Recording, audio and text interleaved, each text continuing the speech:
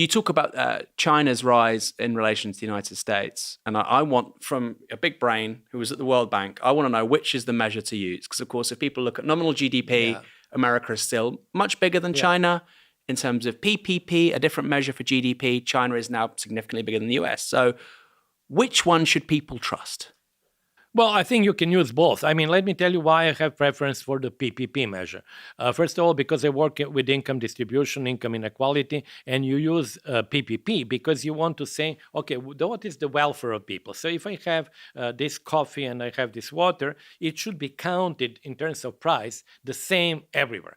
So it is true that in London, this is much more expensive than, let's suppose, in Calcutta. But when I talk about the welfare, the guy who is in Calcutta and he drinks this coffee and drinks this water should actually get the same utility, if you will, as I do. So in that sense, I'm in favor of PPP.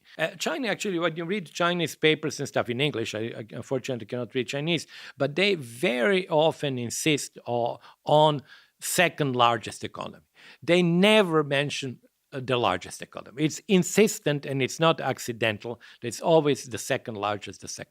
Is that from the whole, hide your strength, bide your time kind of? It looks like that because they could actually say the largest economy. Yeah. It's the polar opposite of British politics where, our politicians still say everything's world leading and we're still, world number one in terms of aviation engines. They clutch at straws where we're still number one. The Chinese are saying, no, we're number two.